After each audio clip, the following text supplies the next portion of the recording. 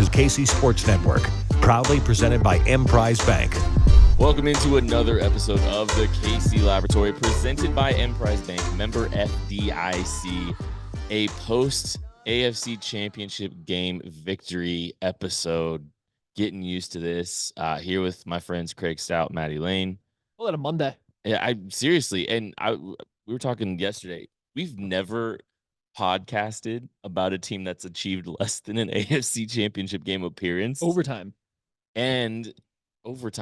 losses even. So like this isn't, it's just what an insane run that we are all experiencing right now. This is insane. Yeah, it's crazy. Since we kind of got together and started covering the Chiefs and writing about it, the Chiefs have made it to at least the AFC Championship game. After 60 minutes of football, they have still been there. They have still been around. That's just crazy. It's just crazy to think about. As long as, you know, we've been doing this now, that is all they've done. So, Craig, what do we make of this? What do we make of this right now? This team is really freaking good. Like it just is. Patrick Mahomes is awesome. Travis Kelce is awesome. Andy Reid is awesome.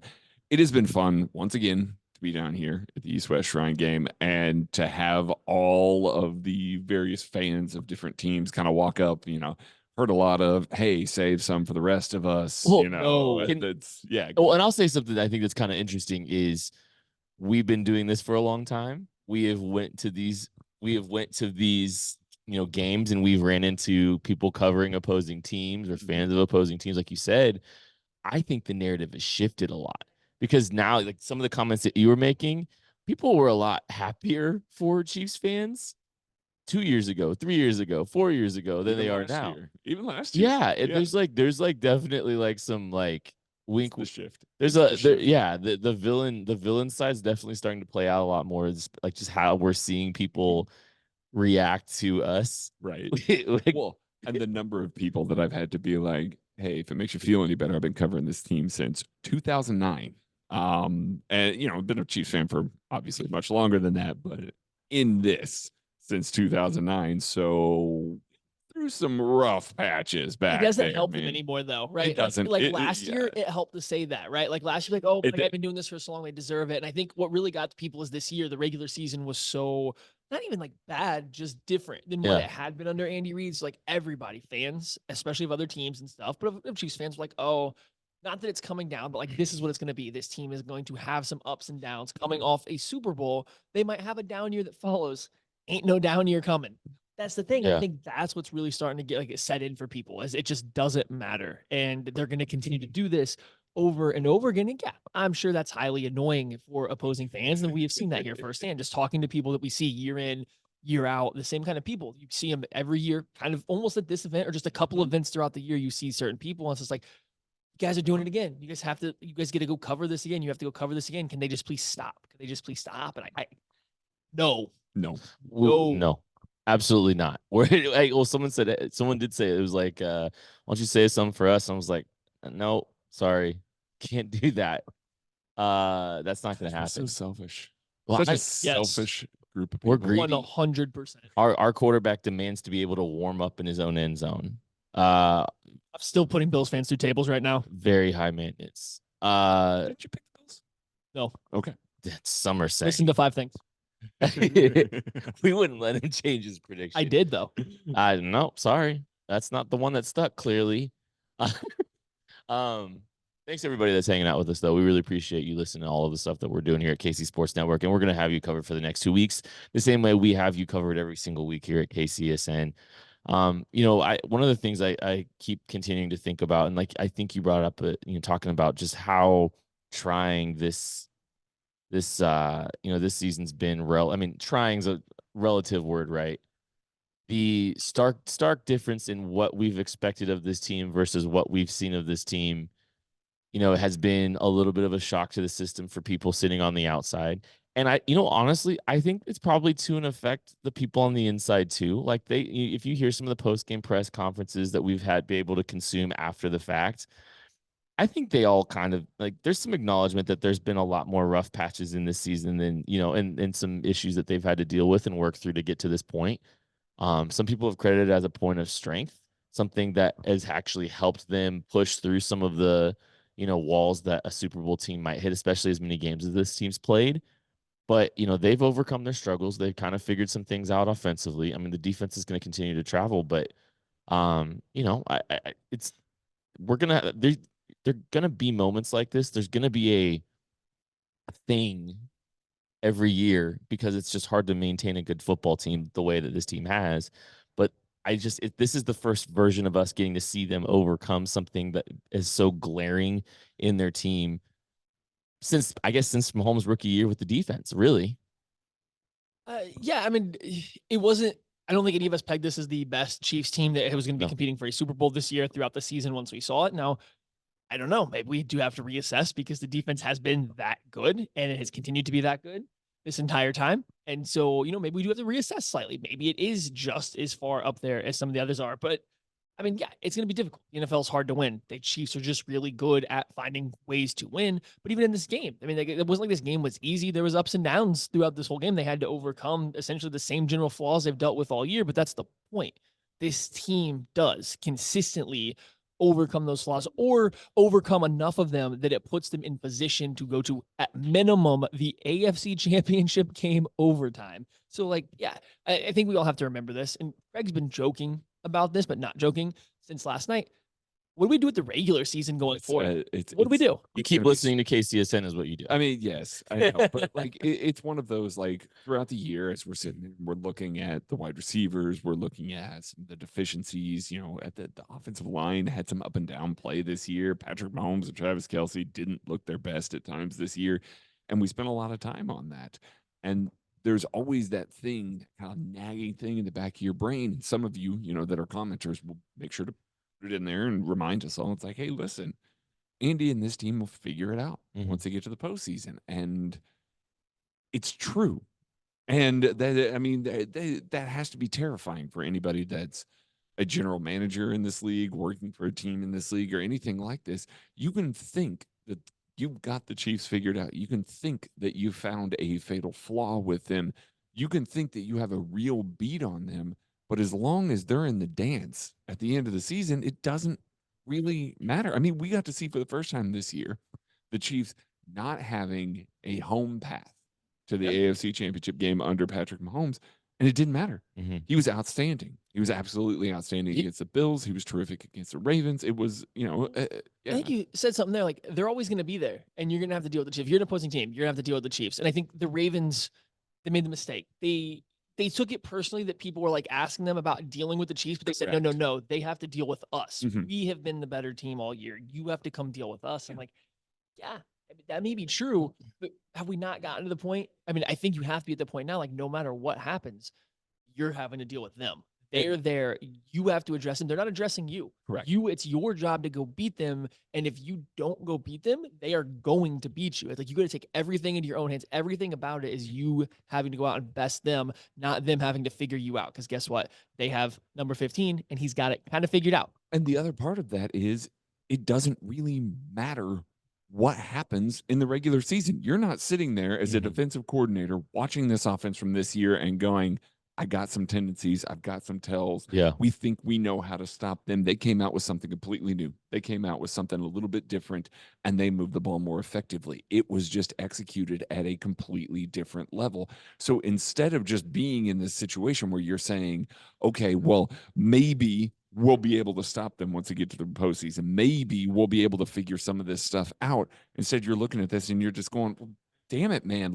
Where do I get my tape from? Where do I get my tendencies from? Where do I get some of these ways to stop them? Because the Ravens were, again, I know we joked a little bit about the DVOA and stuff like that, one of the all-time greatest teams, but they were an insane defense this year. They were absolutely terrific. And they were absolutely terrific for lots of this game. And it didn't matter, partially because of the defense, but those first two drives before Mike McDonald figured out the tendencies, figured out what he needed to do, adjust, and figured out what he needed to do. And the Chiefs turtled up a little bit. And the Chiefs turtled up a little bit. But that was all it was needed for the Chiefs.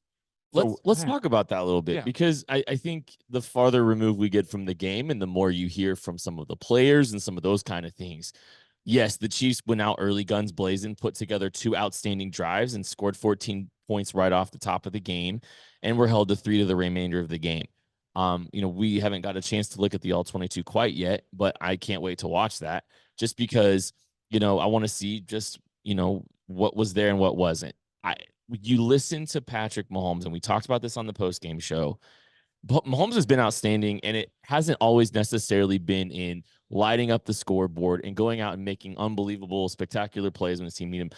All I know is when they did need those plays early in the game to get those possessions extended, he went out and took some really calculated risks. He made some big plays.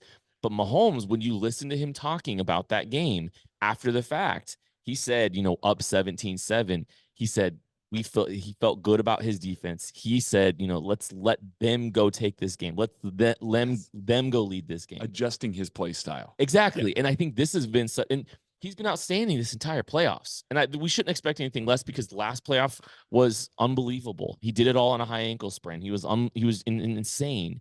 And this year we've got a healthy Mahomes playing and managing games. And it sounds like such a negative thing, but he's not doing it in a boring, timid way. Right. He's doing it with unbelievable focus, attention to detail, and a really good calculation of what his team needs to win the football game. And so we're hoping for one more possession to get pushed, to get pushed across that goal line. 24/7 ends that game. But he didn't go hunting for 24 because they felt good about 17 being enough. Yeah. Yeah. And he's had to adjust his game year after year, right? And that's part of what makes him so great is we've seen all these different iterations of Patrick Mahomes, and he's adjusted his game. And every year there's just enough of every other version of himself that it's all still there. This year, it's another different version. It's not just protecting the ball, it's not just taking what's there. Like that was last year's thing. This year, they tried to start the year that way, and it's not working, right? They couldn't continue to go the whole way that direction. And so he adjusts. Now it's no longer like, I'm not even taking what's there to be the conductor of what we're getting to this victory, right? He's just like, oh no, somebody else is going to do it all. The defense is going to take care of this as long as I keep our offense essentially on schedule. A 3-and-out is the worst thing, or a turnover is the worst thing. A 3-and-out's right up there next to it, but we're fine with 20 yards and a punt with the way this defense is playing. Yeah. You don't have to push, you don't have to press and get anything more than that. And I think he understood that very much in this game. I would have preferred to see a little bit more in the second half. Especially in the second half, I think there was a couple times where the play broke down. And I think Mahomes was extra careful of not trying to get it, or he just simply wasn't making a play. That's also a possibility. He just missed a couple throws. Like that's a possibility. There's just, once the play broke down, I thought we were going to get two more special Mahomes plays. And essentially we didn't get that until the final third down play of the game. That wasn't within structure for right when they needed it. You mean? Right when but it's just there was something he missed though. The game could have been ended earlier had a play been made earlier. So was that him, trying to pull it back and just play extra safe? Was that him just simply missing a throw? Either one is a possibility, but that's still what they needed. They still needed that person to win the game. That was still the right quarterback play to win this game of football, and that is the final step. I mean, maybe he'll do something extra on top of this, but I think that's the final step of Patrick Mahomes. Do you need me to air it out and throw it downfield? Do you need me to be short and throw the ball 50 times in the wind and negative some odd degree temperature? Do you need me to do this, that? Do you want me to hand it off a bunch of times? Whatever you need, I'm going to do better than anybody else. And every game can be different, and he can handle it all. I want to ask you guys this question. Do you think if this game is close, let's say it's a 3-point game, or God forbid the Chiefs are down 7, do we see a different version of Patrick Mahomes? 100%. Absolutely. And I think that's what it is. I mean, I know the correlations that everybody's making to Tom Brady right now. I get it, because once again, he's now in the rarefied air of being one of the two. That's what it is. He's just one of the two guys that is at this level. The number of times that I myself included in this have looked at some of these Brady postseason games or some of these Brady wins and things like that I've looked at this and I've just gone, oh man, I don't think that he was particularly good. Yeah, he was a little bit efficient, but it wasn't anything like wowing numbers or anything like that. That's because he had a defense that they trusted. That's because he was his job was to make sure that things stayed in front of him, the clock stayed running, you didn't make back-breaking mistakes, and he did it time and time again. We are in that phase with this particular Yeah. football team right now. Well, and all that, I think this version of Mahomes actually does some of that stuff better than what Brady did. Even if you go and look at Brady, some of the Brady's AFC Championship games are abysmal, multi-turnover games. They are. And it's like, so like he's definitely like Brady's got carried. But it's playing Some of within those structure. games. It's playing Yeah, within it's what's No, needed. it's Yeah. being what's needed. It's not even It's playing within exactly. structure. It's It's being a being- different yeah. quarterback Thank you. every Yes. single And game. I'm Every with single you. game's different. And yeah, Brady might have some games where he's quote unquote carried, but how many of those turnovers came when the team needed it? How many of those Yeah. came when he was the reason they didn't win that game? I'm Those just- didn't happen. So I get what you're saying. I'm just saying Mahomes is better than Tom Brady. That's all. okay, That's all. yeah, no, it's just I think that adjustment to his game is very important and it's been vital. I'm intrigued to see where that goes moving forward too, because there's obviously going to be more stuff every single year. And before we move on too much from the offense, I did want to say this too. I wish the Chiefs could run the ball a little bit better. Yeah. I would feel a lot better about this if there was just some success trying to run the football when they were trying to play conservative. When you're trying to be conservative, when you're trying not to make the mistakes, you're trying to. The Chiefs were trying to milk this game out. Mhm. They were trying to shorten it up. They were really bad at it because they couldn't not even just run with success, but they could not just run at all. Every time they ran the ball, it was 1-2 yard gains. 1-2 yard gains. Pacheco averaged what 2.1 Outside yards. of the 2.8. first 2 drives. He Outside averaged of the first 2.8 drives. yards per Yeah. carry. Yards per carry, and you remove those first 2 drives, and that number's going to go so low. It's just they couldn't get anything going in the run game. And if that is the transition you make, if that's the team you need, if that's the Mahomes you need to have something more. You need to have something more out of the run game. And I don't think none of that's a problem moving forward. Again, there's exactly 1 game left, but that is something that kind of have your eye on. It's like, okay, this is what you're saying you need to do in this game. This is the route you're going to take. You got to be a little better at it than they were. Mhm. I mean, and I get that, but this team's going to look even different next year. Like I think we Different in all- 2 weeks. Different in 2 weeks. I think we all know that they're going to be making a concerted effort to add weapons for Patrick Mahomes next year, to add ancillary pieces to that. I think they feel good about the defense. I think they feel good about what they've built so far on that Mhm. side of the ball. The focus is going to be on the offense. So next year, the offense will be different. The year after that, it's going to be different. This is not, I think we see some of these teams with these offenses that are so good and so effective and everything like that. And then you get one team to come along and one defense to come along that now all of a sudden you're like, oh man, they kind of broke the code. They cracked the code. They're Mhm. able to do this. This is a testament to what Andy Reid, Fred Veach, his offensive staff, Patrick Mahomes, Travis Kelce have built within this organization, that they can continue to evolve and continue to reach the heights that they need to do and execute the way that they are. Yesterday's offensive performance was not one that we're going to look at and we're going to be like, man, this is outstanding. This is teach tape. Let's put Yeah. this on out here and do all of this. But it's exactly what was needed. I have one more question about the offense that I want to get to before we move on to the defense, Mhm. but we're going to take a break and be back right after this. We appreciate you supporting KC Sports Network by listening to our podcast. You have helped us become the highest ranked Chiefs podcast network in 2022 and 2023. And don't forget about our daily Substack newsletter, the best written analysis you can find on the Chiefs straight to your inbox every day. kcsn.substack.com. We are here at the East West Shrine Bowl recording an episode of the KC Laboratory, obviously celebrating yet another AFC Championship game. And I wanted to ask one more offensive question to you guys before we kind of move on to the defense. And we don't need to complain about the refs. The Chiefs get all the calls, and the checks cleared for all of them. How different do you feel about this game if Rashee Rice's touchdown counts?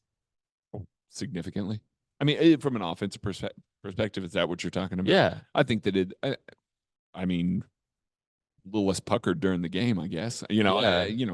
But I don't know that I feel supremely differently because it was still a dump off that Rashee Rice was able to. It was a design screen. It was great. Yeah. Yeah, no, it It's a was great great. play I'm call. not trying to take anything away from the play, but I don't think it's one of those. And I'm like, man, now all of a sudden I feel like Mahomes was flawless and has all these gaudy stats, and I feel really good about it. No, I think they just iced it a little bit earlier, Differently, but it's yeah. it's a little bit different, but not supremely different about the offense. I don't think it changes a whole lot on the offensive outlook of the game because even from that point on, when they were struggling a couple drives leading up to that, and they have that drive, and they had a couple holding penalties of some kind there that take away Rice's touchdown. But to Craig's point, it was well designed, well called out screenplay, executed extremely well. awesome play, but the offense still struggled along throughout the second half after Yeah. that. It's like, no, it doesn't change my opinion. I agree with Craig, though. It puts the game not away, but like they get out way ahead a lot earlier. You celebrate a little bit earlier. Ice adjacent. The defense probably tees off a little bit earlier, and I would Yeah. love to see like what that change is. I think that touchdown not going through allowed the Ravens to continue to run their general like basic offense at that point in time throughout the second half. So like, yeah, it probably changes the outcome of the game. Maybe the Chiefs win by even more because the Ravens have to press. But Yeah. at the end of the day, like that play seemed more like a one-off rather than like an entire drive that would change my opinion on how the offense performed. I was just kind of curious. That would have added a few more points on the board, and like we do need to give some credit to the Ravens, right? Like, Oh yeah. Well, okay. I mean, they're credit. They were getting run all over to start the game, and that was a big part of it. And the Chiefs are coming out and gashing them with split zone stuff, which like, hey, it's one of the runs the Ravens were pretty bad against for some other good Mhm. offenses. Well, guess what? After like drive 3, they kind of had the answer. Anytime a tight end went across, they just spiked in from the backside and chased everything down. And then their defensive line played great. Their linebackers did a great job filling. So linebackers were holding the guys up. They weren't allowing offensive linemen to get to them, but they made a great adjustment to the split zone. And the Chiefs never got away from it. I think that was maybe a problem, right? The Chiefs' adjustment to this happening was slower developing run plays. Yeah. And like I didn't like their adjustment once split zone didn't work. But again, 2 weeks from now, this is an entirely different matchup. We've seen the Chiefs play 3 games in the playoffs now, and every single offensive game plan has been wildly different. Yes. So I'm not going to hold on to it too much now that this game is over with. And I also feel like that's one of those that, Andy turns to Spags and says, "We're good, right?" Like, yeah, we're good. Okay. Well, we're not going again. I've said it multiple times before. This is a game that Andy Reid loves. And it's an AFC Championship game. He showed what he needed to show in the first 2 drives of the game, and that was enough. mhm. He didn't have to get deeper into the playbook. He didn't have to get further down the road. Before we move on to the defense, the one thing that mattered, that I loved, that changed a little bit there, a deep shot to end the game. Yeah. Hey, you're going to run cover 0 against us. We're going to go over the top. They took, so like I think it was just a very calculated, measured, been there, Mhm. done that, workmanlike performance in the AFC Championship game, which I think is one of the scariest things. Yes. And just how this team handled this version of their team and kind of figured it all out, and just they're not emotional. They weren't emotional about it. Travis was a little bit. Yeah, I mean, but it was basically Yeah. being prompted by Right. the entire He was Ravens reacting. team. Yes. It was a reaction, and it was a relatively tempered reaction, right? For sure. They weren't intimidated. None of the things the Ravens were really trying actually affected them at all. In fact, it actually hurt the Ravens drastically. It did. I think Mahomes referred to, like, kind of used the term aggressive about, like, I don't need to be aggressive. He didn't feel like he had to be as aggressive. It's there. It's still there. The first 2 drives should tell you it's still there. The play calling in the rest of that game should tell you, that they probably scaled back a little bit. Mahomes managed the game. They did it wasn't there was aggressive if they needed to be aggressive. I think they could have put the pedal on the metal, but they didn't. They need to, and they took the opportunities that were given to them still, because Mahomes drops back and they go try to win the game aggressively with a pass attempt on 3rd and 8. Yeah. The Ravens bring the house, and the one thing that's really ailed this team, and one of the things we pointed to this team, Marquez Valdez-Scantling drops, comes in and makes an unbelievable play to close this game out. It was very poetic, and it kind of just shows you what this team has done to make huge strides in the back half of the season. That's why they're here to this point. But the reason they were even in that position is because of the defense. I don't even like. It's fun to watch. It's kind of surreal to experience that, and I think it's, you want to talk about like culture shocks on this team. I think it's not just the fact that the offense has just not been what it is. It's the fact that the defense is just playing at such a remarkable level in ways that we've never really seen them play, and it's just like, I don't know. We've become so accustomed to shootouts, but this team hasn't really gotten into shootouts in an entire season. And I'm just like, it still doesn't feel real how good this defense is. I think the Chiefs eased you into it a little bit, right? Steve Spagnuolo turned all of his defenses up in the playoffs. Oh, yeah. Right. And so like, no, it's not the same. This defense is better and they're still turning it up. Like they gave you a flash of what this defense is going to do in the playoffs. So it's not like it's a complete wholesale shock to me that Steve Spagnuolo is coming out and out scheming or coming up with a perfect game plan against opposing offenses, right? Like that's something we have now seen numerous years in a row. It's not that part, but the defense clearly is a lot better. And similar to the offense, every single week is something a little bit different. You're going to get different looks. You're going to get all this different stuff completely tailored to attack the offense. And we talked a lot about Mahomes changing his play style or his demeanor or whatever to be what the team needs. Steve Spagnuolo makes that defense whatever it needs. Actually, even better, he makes the opposing offense into what he kind of wants it to be. He forces the opposing offense to do something different than what I think they want to do. And the Bills might be the only team in recent weeks that really bunked that trend because the Chiefs, it wasn't a shootout, but the Chiefs and Bills were trading points, right? Like they were trading points in offensive sex. That was the one small, tiny blemish on what this Chiefs defense has been for the past 2 months. And even then, it still locked it up in the second half. They still allowed almost no points to them, and they still made them play with Josh Allen checking the football down and running the football. Yeah. You want to tell me that that was what the Bills really wanted to do? Not at all. Part of the game plan? Sure, but the whole game plan? Absolutely not. So, like, that's what Steve Spagnuolo is doing. Mahomes is doing what he needs to do. He's being the quarterback he needs to be. Steve Spagnuolo is making sure that the opposing offense is not what they need to be or what they want to be, and it has been working out phenomenally. Steve Spagnuolo made the Ravens not run the ball. Yes. The that is so far away of what their strengths are as a franchise for years now. Steve Spagnuolo held this Ravens offense to 81 rushing yards on the day. 81. I know that people are going to look at that and go, well, that's still pretty good. 81 rushing yards. That's not bad. Some yard run from Lamar? Yeah, absolutely. But this is the first time that the Ravens have not rushed for over 100 yards since week 1 of 2022. Oh, wow, man. Did not expect that coming. 2 years. 2 years that the Ravens have leaned on the run game, and we've seen that. That's what is going to earn Lamar Jackson the MVP this season. What they have been able to do with the run game, setting up him running the football, which he is excellent at, setting up some of the deep shots, which he is excellent at. That's what they tried to do. And when the run game couldn't get going, they bailed on it. Spags made them play left-handed. He really did. He forced them into a pass-heavy script, throw in the intermediate areas of the field, try and beat our secondary with this. One of the reasons why we talked about the Ravens being such a poor matchup with the Chiefs is that they're going to commit to the run. He is a scrambling quarterback. They don't have to air things out to make this happen, and that's what makes them so dangerous is they can keep themselves in the game with people's legs, dump offs, being able to get the ball out to Mark Andrews, being able to get the ball on drag routes to Zay Flowers, which still worked, by the way. For a small stretch of the game. I mean, it wasn't like it was a 4-quarter, trend they were able to identify. But Todd Monken had to get out the good stuff where he's basically the number 4 that got matched up against Nick Bolton. Yeah. And it still only sometimes worked in those scenarios. So Spags made them play such a different football game than they have all year long. And you go out and you look at this and it's 10 points. 10 points. Well, outrageous. I think what's so wild too is 7 of those points, the biggest opportunities for the Ravens came on Chiefs mistakes too. Yes, and it's like everything outside of the 1 touchdown drive where, they run a great 4th and 1 play that turns into a 23-yard gain, even though Treshaun Wharton was held.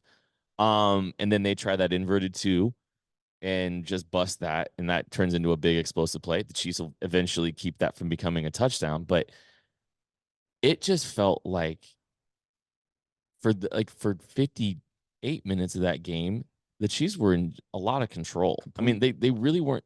They put together one drive outside of giving up explosive plays, and that's when they started kind of hitting some of the underneath stuff with Zay Flowers, worked the flats a little bit more. Chiefs weren't blitzing. That also came when the Chiefs' defensive front was absolutely exhausted, and they were just playing like soft shells behind it to not give up the big play. And they moved the ball, and that was obviously something we kind of expected them to do the whole time. But the defense, again, similar to what we just talked about, they made the Ravens a drop back passing game.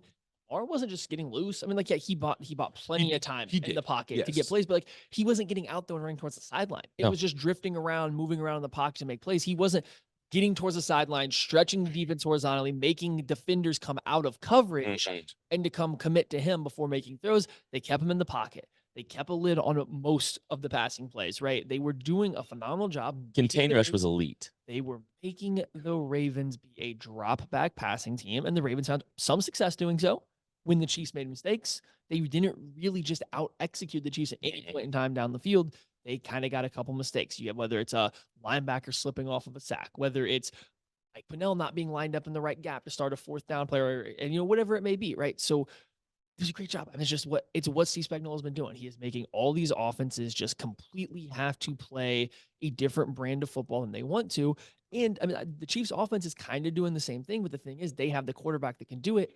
No other quarterback is Patrick Mahomes, so they can't do that. Lamar Jackson couldn't go out there and just be a drop back quarterback in this game and win this football game. We saw that. He couldn't do it. Yeah. He simply couldn't do it. He wasn't good enough. Yeah. As soon as the Chiefs hit 14 points, he knew he wasn't good enough and it was over. Yeah. So, I mean, that's the difference between the two teams right now. I mean, Craig said, Steve Spagnuolo made him play left-handed, and Lamar looked like he was throwing left-handed at times in that game. So, I mean, they made Tua play to his second read. Left-handed. Tua played left-handed. Yeah, right-handed. he did play left-handed because he's left-handed, but they made Tua play to his second read. That was the big game plan with that. Pat the ball, we got him. Correct. They made Josh Allen become a check down merchant. And he did. And to be fair, you know what? Josh Allen was Something excellent. I appreciate Josh Allen more coming out of Correct. the AFC Championship I game totally agree. than I did, because how he managed that game was exactly how Patrick Mahomes has kind of been in a lot of ways. Not hat for hat. He did what he needed to do for them to be in that game. Correct. Exactly. But not the game that they wanted to play. Right. And then he made the Ravens play as a drop back passing team. That's at every turn here, the Chiefs defense has just created that little bit of extra something that it's not just, hey, we're better than your best. It's we're forcing you into what you don't want to be. And it really is special to watch. It's remarkable how much they've been able to do that. It really is. And like, I think that's one of the things is just how shocking it is when you look at the numbers, when you talk about the lack of running the football and just how quickly they gave up on it. Now they still try to break tendency, or not even break. There's just a lot of play action. Like they were still trying to run a lot of play action out of it. And the Chiefs actually really didn't bite very much on it. Some of it was game script. Some of it was just they were very disciplined, and they had something on that because they weren't really committing to the play action all that much. And I wanted to mention that we can go back one more postseason game, at least, just because I can't remember beyond that. They tried to make Jalen Hurts a drop back passer, and he did. Yeah, in that Super Bowl, and he made throws. So Yeah. I mean, like, it's consistent. It's not just this year that he's doing it. It's been in previous years. No, and that's what he's done. It's phenomenal. And then like you pair that, so he's making the offense. He's taking away what they want. He's making them play a different way, doing so enough that opposing offenses aren't even really trying to force their A game on them. Right? They're just abandoning it. Right? And so then the next step is, okay, now you got to cause some kind of chaos. And with Steve Spagnuolo, we know that's there. Can't mention it. Yeah, they blew a coverage on like a half, field inverted 2 rep, and that's where Zay Flowers loses L'Jarius Sneed, has a big play, gets a taunting penalty. And there's a couple other blown things here, but like they're mixing up coverages, and you could tell Lamar Jackson was a little thrown off by some of it. He would get to the back of his drop, and I'm not saying guys were open or not because we can't see everything as of yet when we're recording this, but you could just tell he looked unsure of what he was about to see. So then he would start to move, or he'd try to sling the ball out to the side, and it wouldn't be inaccurate, or it'd be a short throw for absolutely no reason. Then you mix in the contain rush, but then sometimes you're getting pressure. Sometimes you're getting blitzes. Sometimes it's all out. Sometimes it's just 5. Sometimes it's just the mush rush where everyone drops out. And did it not feel like the rush was very often kind of coming off the edge a lot more? Maybe they're still trying to have some lane discipline. It felt like there's a couple still, but it felt like there was still really good lane discipline even when they were blitzing. I feel like the Chiefs didn't rush a lot of backers or DBs through the interior, and when they did, it was on a 0 blitz. They were not sending just a backer up the middle. They were sending their athletes off the edge, and that's probably part of the contain rush, and that's what it is. It's a contain rush. L'Jarius Sneed gets up in his presser. He is asked how many coverages they play, and now L'Jarius Sneed gives a tongue-in-cheek answer by saying 2. Okay, he's smiling. They didn't only play 2 coverages, but he mentioned 0 and he mentioned Tango, and it's kind of cheating. Tango's a bunch of different coverages. More or less, it's cover 2, if you were going to have a 2x2 balanced offensive formation, and it's going to become some form of cover 3 single high against a 3x1. That's the most basic way we can go through it. But what it means is that it's a 5-man pressure. They are going to be bringing 5 guys, but almost always the nickel or the will linebacker rushing are contained rushing when you run tango, and cover 0. Zero is pretty self-explanatory. That's man coverage. But that's their adjustments, right? They are contain rushing an athlete, or they're playing 0 when they send everybody to not do that. And like, I'm not saying that this has completely stumped the Ravens, but the way the Chiefs disguise it, the way they mix up the back end stuff with the different coverages or which guy is blitzing, it clearly gave the Ravens a little bit of pause. They clearly weren't getting quick answers. They were not finding the correct hot read. They were not getting somebody that was open. And it was great. I mean, the plan worked to a T. Trent McDuffie's one of the best blitzers in all football. And I can't wait to see how many times he blitzed, but it couldn't have been more than just a couple. Right. He wasn't the one coming on the majority of them. He faked it a lot, and a couple he did, and they worked. Well, it was just great. It feels like they brought a lot of different people. Maybe the number of people they brought, like Drew almost gets a sack. Justin Reed, Leo Gets a sack. Leo, like Justin Reed does, they've varied a lot of like who was coming a lot different, like a lot more than they had. Bolton came, I remember, at least once. Yeah. I mean, it just feels like, I don't know. Maybe I would like to know if maybe a they lot were of guys more. got pressures this week. Yeah. A lot of guys got pressures this week. They got unblocked looks. They got, a running back steps into the gap and tries to block one of the guys that's coming. And poor Justice Hill and Gus Edwards are going to hate the Chiefs defenders secondary. took that personally. Yeah, they did. They wanted nothing to do with the block attempts that were there by the running backs and pass pro. So it is a testament to what Steve Spagnuolo builds each and every week.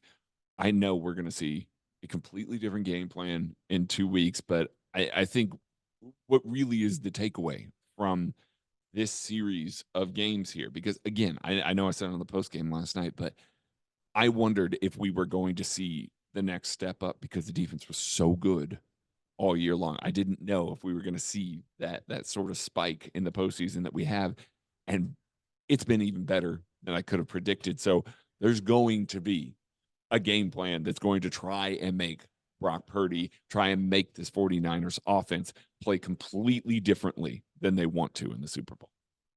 I think we're going to be waiting to see what happens with Charles Omenihu. That's going to be, I think that's probably the biggest one at this point. Yeah. I mean, you'd like Willie Gay. I mean, you'd obviously want him back, but Drew Tranquill played his most snaps, had an excellent unbelievable game. So, I mean, like, if Willie Gay can't go, does it stink? Absolutely. You would prefer him to be there, but they do have a good, I don't even want to say backup, but they have a good plan in his placement. I don't think they don't have another Charles Omenihu. George Karlaftis, very good game as well. Excellent game. There's a little bit more juice to Charles Omenihu. So pairing him with Chris Jones and then also George Karlaftis, him being those 3 together do make a big difference. I don't think they have a plan B to Charles Omenihu. There is no plan. It's hard to have a plan B for a guy that good. For one of your primary dime Who's been rushers. people I don't think realize how good Charles Omenihu has been the last half of the season either. Like, they're not appreciative of it because he got that slow start and all stuff. But he's been awesome. Yeah, and just to say, like, the defensive line got tired versus the Ravens. And I'm not saying they, will chasing Brock Purdy is not the same. We're playing that San Francisco 49ers offense. It's not the same as Lamar Jackson, but they could get a little gassed again, too, if you play a long game with a limited rotation by losing Omenihu or not being able to have him. So it's just that I do think that is worth noting that's the big injury news we're waiting on. I think he has said he wants to give it a go, or he's going to be there and give it a go. We'll see, right? We will see as the week goes on kind of how this goes. Yeah, it's going to be tough, I think. We'll see. I mean, we don't know for sure, but it's never a good sign to see someone out of a game, get taken out of a game with a knee injury, a non-contact And I know knee that injury. Charles is saying right now, it's like, does this look like a guy who's going to play or who's not going to play in the Super Bowl? No. Like, yeah.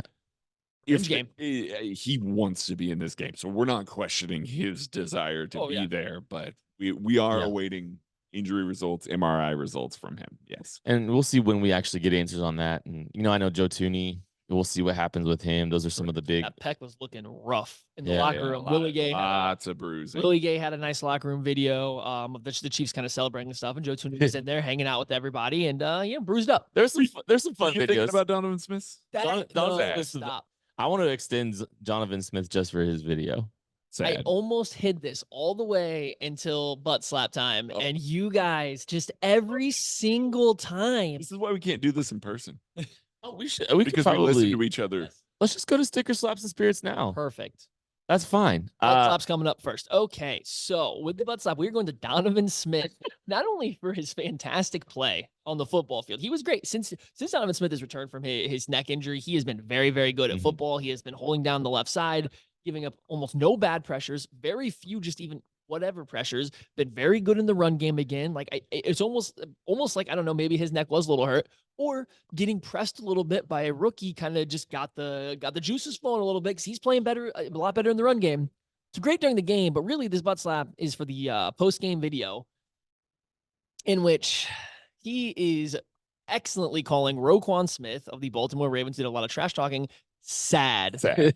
You a sad ass, because Roquan Smith talked so much trash during the game, before the game, and Donovan Smith just wanted everyone to know how sad he was to be up on that podium talking about the loss, how sad he had to be running his mouth that bad and still losing. So great job, Donovan. I can't follow that, but helmet sticker. I'm gonna go to Nick Allegretti. Stepped in and played a really strong game as well. And just watch. I think part of it's the post game emotions that we saw from him. He's a very emotional player, and just really, you saw how much being a part of that game meant to him. He, it sounds like he got a lot of really positive comments on social media before the game, kind of encouraging. So he kind of took all that and I think he acquitted himself quite well. I think he did a really, really good job. So credit to him stepping up in a big test against a very good defense. You didn't know he was there. And I think that's the point. That's the whole point of an offensive line. So a great job by Nick Allegretti. That's my helmet sticker. Whole ass bottle of bourbon. Do it. MVS. It's MVS. I know that we shouted him out on the post game plenty, but not enough can be said about what he has done, the journey that he has been through this year, what he has endured, and all of that. He was not good at parts this season. He was just not very good at times this season, but he was still on the field because he was one of the few guys that could line everybody up because he is such a terrific blocker. The Chiefs just couldn't trust him to throw the ball. And in one of the game's very biggest moments, the Chiefs went, you know what? We're going to throw the ball up to MVS. We are going to give him the opportunity to basically redeem himself in the eyes of every Chiefs fan out there. And he did. He stepped up in a giant moment. I fully believe that the Chiefs defense would have held the Ravens out of the end zone. Don't get me wrong. I don't think that this was going to be a scenario where the Ravens come back and win this game. But that play, MVS making that play, adjusting to that ball, going up and get it, meant that all of a sudden here, they didn't have to try and go back out there. The offense helped the defense out. We have watched so many different playoff games where we have watched this offense carry this team, and we've simply asked the defense to go out and make a play, go out and try and do a thing. I think everybody remembers Nick Bolton in the Super Bowl. There are countless other examples where one guy made a play, and now all of a sudden we're in a scenario where we just ask the offense, make a play and go out and win this thing. And they did. I want to impromptu. Brett doesn't even know I'm doing this. So we give out like helmet stickers and whole bottles of bourbon out for this Chiefs game. I would love for you, Brett Coleman, to give out a whole bottle of bourbon to somebody for their performance in this Chiefs game. Oh God. Is Spags allowed? Absolutely. First of all, one of the great, has he not solidified himself as one of the greatest Hall of Fame level defensive coordinators ever? Should go in the Hall. If it has to go to a player, L'Jarius Sneed, give him whatever amount of money is required. I will say this is the second year in a row that I picked the Chiefs in August and then strayed from it and then messed up on the pick in the playoffs. And I am now, for the third time, learning my lesson of when it gets to January, don't make it hard on yourself. Just pick the Chiefs. Okay? It's where they're going to be every single year for the rest of my days. Chiefs in the Super Bowl. Doesn't matter that they only scored 22 a game. Doesn't matter that they led the league in like tackles, giving up pressures like crazy. Who cares? As long as they have Pat, they have Andy, they have Spags, they have that defense, nothing matters. I'm not even going to pay attention to this team until December. You did tell me you are not going to do any videos about the Chiefs until December. I'm gonna moving pencil forward. in. They're winning the AFC West. They're gonna have one of the top 3 seeds. They're gonna get a home playoff game. It's gonna be like -$1 billion. They're gonna beat Miami. They're gonna beat Buffalo. They're gonna go to the Super Bowl. There might be a fun little matchup, a fun little story, and then I'm just gonna pick them and I'm gonna sleep well at night. I'm gonna make my life easier. We all got to learn the lesson a couple times before it really sets in. And Yeah, then well, I'm going on 3, and I think I figured it out. You're a slow learner. It's okay. Hey, so Okay. Brett, who's winning the Super Bowl? Chiefs by 6. That's gonna do it for the KC Laboratory. Thank you all so much for listening. We appreciate you, Brett. We appreciate our guy Brett Coleman. We'll catch you later. they sad.